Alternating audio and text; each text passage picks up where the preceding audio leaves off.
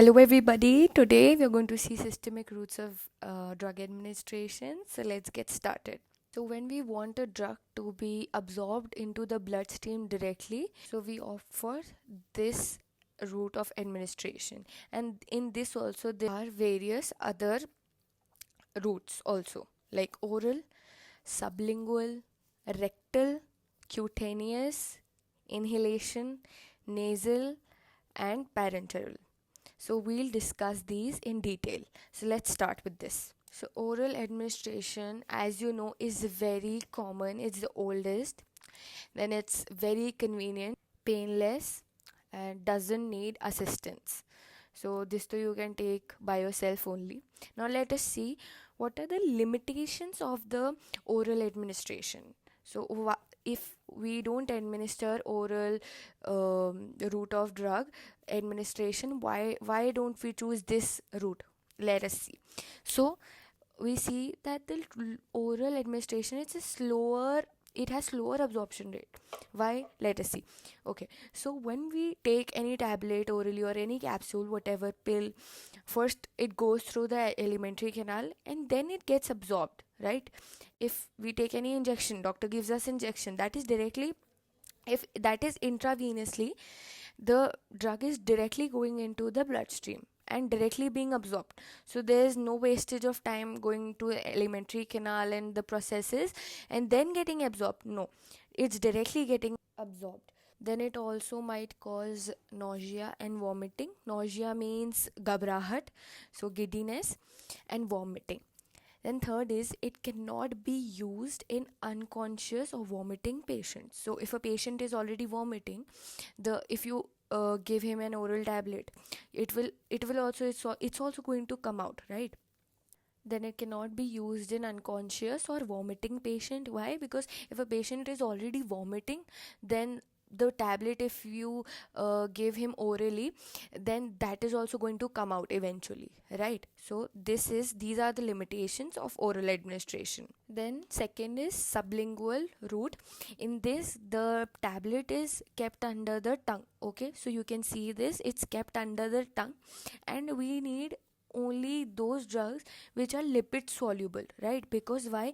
Because if it won't be lipid soluble, how will it get absorbed? Because the mucous membrane, that is made up of what? Phospholipids, right?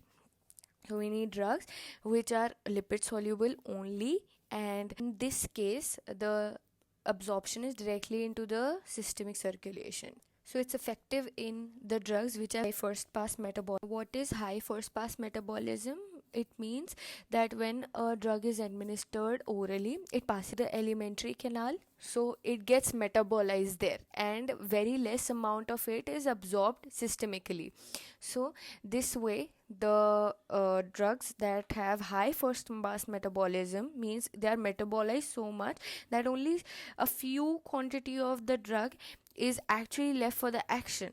So in this case, it is directly, when we put the tablet sublingually, it gets absorbed systemically. Okay, now the rectal route. In this, the drugs are inserted into the rectum as suppositories. And what are suppositories? These are conical bullet-shaped dosage forms. So these are inserted into the anal canal and it melts at the body temperature. So this way, it releases its drug directly into the systemic circulation. And this way, it bypasses the liver. So liver is bypassed in the rectal route of drug administration. In this route, the absorption is slow and it's irregular and unpredictable.